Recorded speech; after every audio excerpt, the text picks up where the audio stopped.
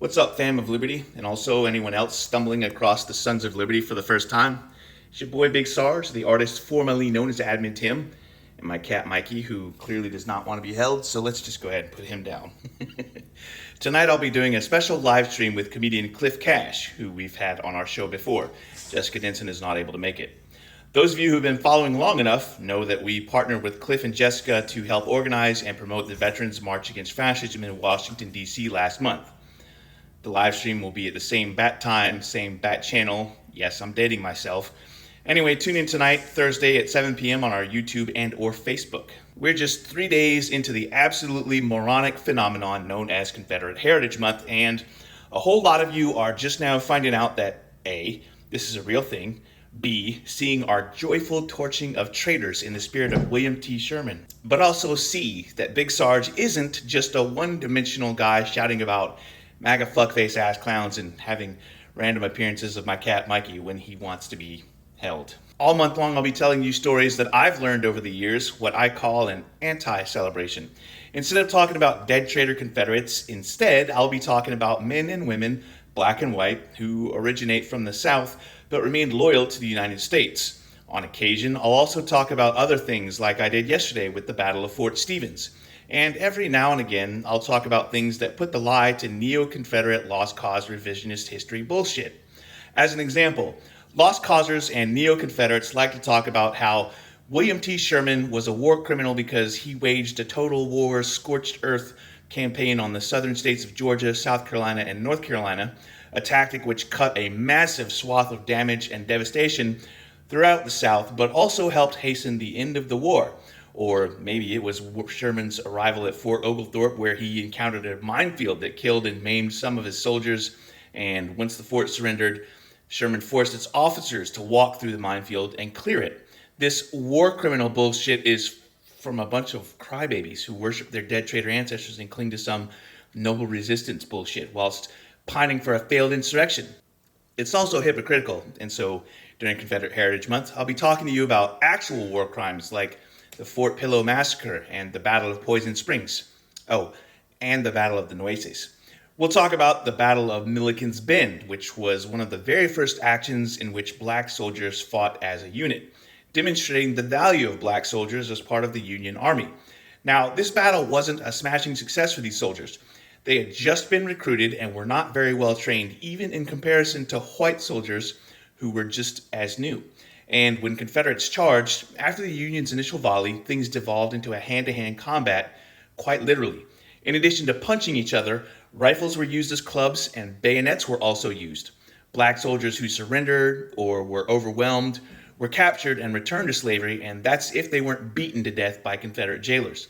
And whilst this fight did not go well for the black soldiers, they obstinately held their ground even as white soldiers fell back. There were reports of Union soldiers being executed, and General Grant sent a message to the Confederate commander, General Taylor, who obviously said, "No, that never happened. We would never do that. What even? Psh." And the biggest lie of all is that the war wasn't about slavery, and people at the time never thought it was either. There's this narrative that it's only now that people equate the war with slavery. So when I learned about the Battle of Honey Springs, it became clear that this narrative is utter garbage. As members of the 1st Kansas Colored Volunteer Regiment prepared to take their place on the Honey Springs battlefield, the white commanding officer, Colonel James Williams, addresses black soldiers. He said, "We are engaged in a holy war. Soldiers never fought for a holier cause, the preservation of the Union and the equal rights and freedoms of all men.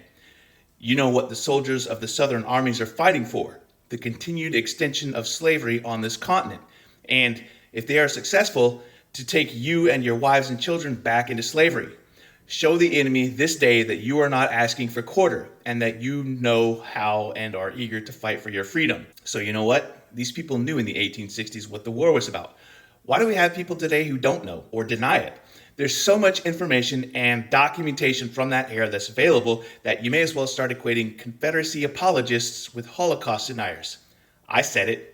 Now, I know a lot of you came to Sons of Liberty for the political hot takes or the fact that there's a bearded veteran who looks like he might be MAGA and then suddenly was like, "Fuck Donald Trump."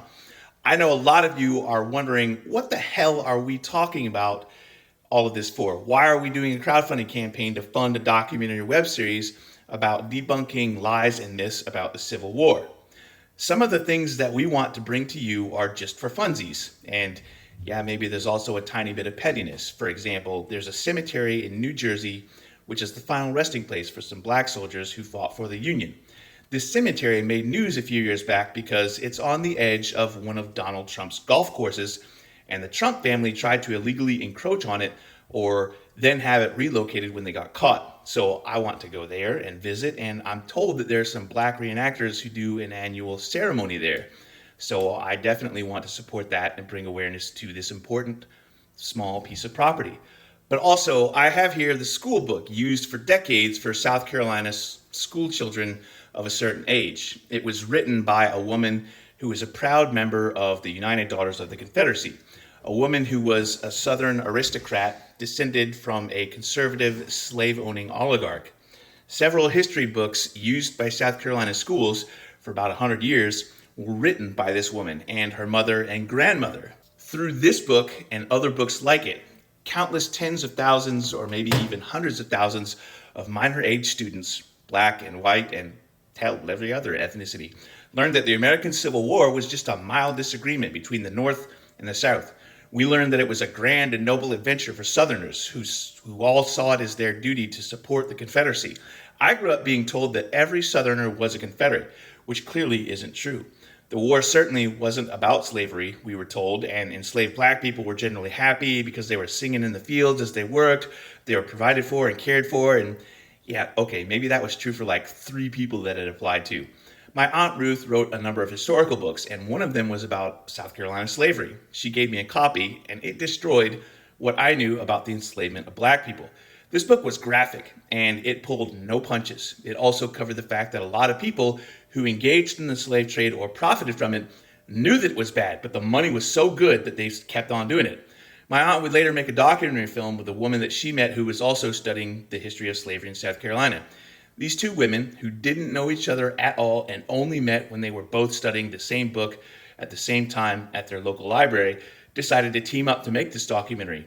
Now, I've spoken before about my paternal ties to the Confederacy through the Secretary of the Confederate Treasury, George Alfred Trenholm, a guy who was definitely a slave-owning oligarch. And my aunt's filmmaking partner, Carmelita, made an offhand remark in jest, something like, "Wouldn't it be crazy if we discovered that your ancestor owned my ancestors?" And I swear to fuck, that is exactly what they discovered, and it was awkward.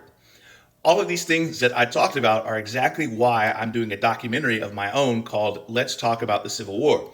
With conservative ass hurt about critical race theory and trying to whitewash or erase the sins of the past because it hurts their fifis or it makes kids sad or whatever, there needs to be an amplification of voices that say, "No, motherfucker, you are not going to erase my past." And yes, I'm aware of the irony of the people crying about their statues and participation trophies being taken down as erasing their past or history or whatever, but that irony is clearly lost on Kool-Aid drinking cultists who are cannon fodder in a culture war. That's my time for today. For those of you who have already contributed to our crowdfunding campaign, I want to personally thank you for your support. I'm only just now realizing that in the coming months, I'm going to be making a fucking ton of personalized thank you videos. A small part of me is like, holy fuck, what have I done?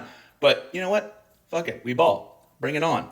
If I end up cutting 8,000 thank you videos because we had that much support, then it'll be worth it. So again, thank you for your support and trust in me.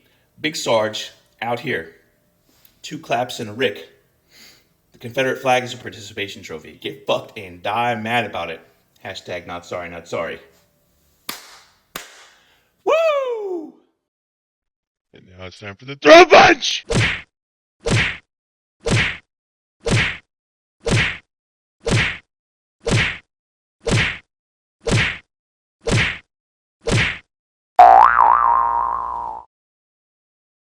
We're just 3 days into the absolutely moronic phenomenon known as Confederate Heritage Month, and a whole lot of you are just now finding out that A, this is a real thing, B, seeing our joyful torching of traitors in the spirit of William T. Sherman. Mikey, what the fuck, bro? Come on, calm down.